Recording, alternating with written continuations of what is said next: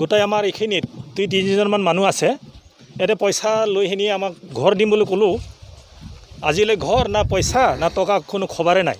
এতিয়া আমি কেতিয়াও মাজে সময়ে যদি লগ পাওঁ সুধোঁ, নাই ৰ হৈ আছোঁ এনেকুৱা কৰি আমিও নিজৰ মানুহ হিচাপে আমি চুপ থাকিলোঁ। আজি যে দেখা পাইছোঁ, আজি 150-200জন যে গেডাৰিং হৈছোঁ, মই গম পোৱা নাছিলে। সেই মাত্ৰ গম পাইছোঁ, লগে লগে দৌৰি আহিছে। মই মাজত যাবলগীয়া আছিলে। মোৰ ঘৰ হ'ল লামাবাৰী হাটখোলা।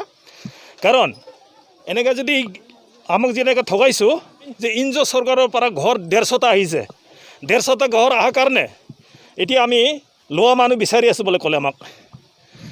এই চব খবৰ দিয়াৰ লগে লগে চবে ক'লে, নাই তেনেহ'লে আমাকো লাগে ঘৰ।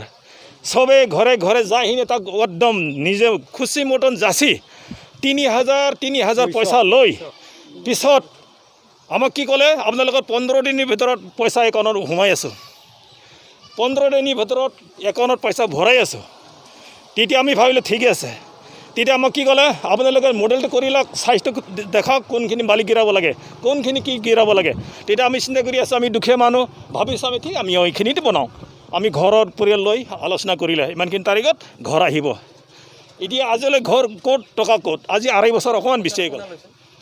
পইচাটো আমাৰ ৰজেন, তাৰপিছত এই ধানেশ্বৰ ইছলাৰী, ইয়াতে 2জন আৰু 3জনমান আৰু 1জনমান হ'ব পাৰে। ইহঁতে এনেকৈ সৰু ঠিকাদাৰ কৰে। তাৰপিছত মই এটা চিন্তা কৰোঁ, চৰণ বৰৰ আন্ধাৰত হাগ্ৰামা মহিলাৰী হেৰিত আন্ধাৰত চৰকাৰত এনেকুৱা কৰাটো অন্যায় হৈছে। চৰকাৰে আমাক চাব লাগিছিলে। আজিলৈ 2.5 বছৰ হৈ গ'ল, কিমান পাব্লিকে যে হাৰাশাস্তি হৈছে, কাৰোবাৰ পইচা নাই, তামোলৰ তৰ্কাটা কৰিছে, কোনোবা গাই গৰু বিচাৰিছে, কোনোবা শাক পাচলি বিচাৰিছে, কোনোবা বেমাৰ চেমাৰৰ পৰা বাচাইখিনি হ'লেও, টকা পইচা বাচাইখিনি হ'লেও। ইহঁতক 3,000 দিলোঁ, তথাপি ঘৰ নাপাত্তা হৈ গ'ল। পিছত আকৌ যোৱা বছৰ আহি আছে, আপোনালোকৰ ঘৰটো বেংক একাউণ্ট লাগে আৰু 200 টকা লাগে। এতিয়া বৰ্তমান আপোনালোকে কি দাবী জনাইছে? এতিয়া আমি ইহঁতৰ ঘৰ নালাগে, আমাক যেনেকৈ টকা দিছে আমি এনেকৈ পাব লাগিব। আমি এইটো ভাবি আছোঁ, আজি পাৰিলে আজি, যদি আজি নহয় এই জুন মাহৰ লাষ্ট তাৰিখত যদি আমাক দিলে আমি মনটো সন্তুষ্ট হ'ম। নহ'লে ইয়াৰ ভিতৰত যদি আমাক যদি নিদিয়ে, পাব্লিকে ইয়াৰ ভিতৰত এতিয়া কিবা এটা গধুৰ ব্যৱস্থা কৰিব, এটা অন্যায় কৰিব পাৰে। ঘৰ পাবলগীয়া আছিলে, সেইটোত 3,000 লৈ পইচা লৈ আছিলে ঘৰ দিব বোলে, সেইটো আমি নোপোৱা হৈছে। মানে BPF আমি একো চান্স পোৱা নাই আৰু আমাক ঘৰ নালাগে। আমাৰ ধাৰ লৈ পেলাই সেই পইচাটো দিয়া হৈছে। শ্যাম চন্দ্ৰীৰ পৰা আমি একো সহায় পোৱা নাই। মানুহজনে দেখা পালে আমাক নাচায়ো।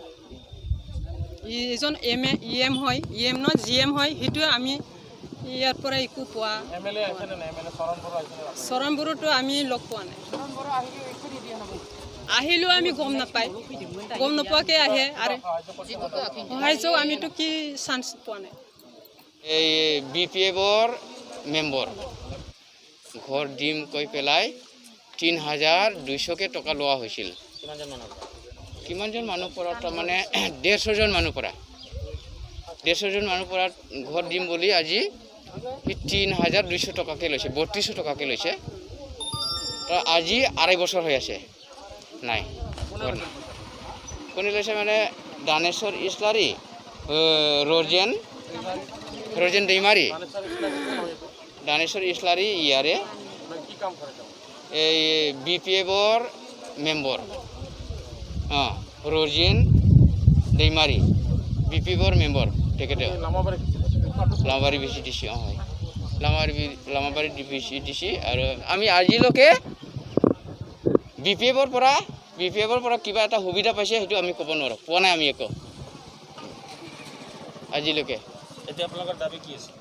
আমাৰ দাবী সেয়ে, আজিলৈকে সি কৈছিল লোৱা সময়ত 6 মাহ দেৰি নালাগে, 6 মাহ সময় নালাগে। এতিয়া 6 মাহ সময় নালাগে ভিতৰত এতিয়াতো 2.5 বছৰ হৈ আছে, এতিয়ালৈকে আহি পোৱা নাই। সেই গতিকে ৰাইজে কৈছে আমাক ঘৰ নালাগে, আমাক যি টকা দিছে আমি এই টকাটো ঘূৰাই পালে আমাক হ'ল, সেইটো কৈছে ৰাইজে।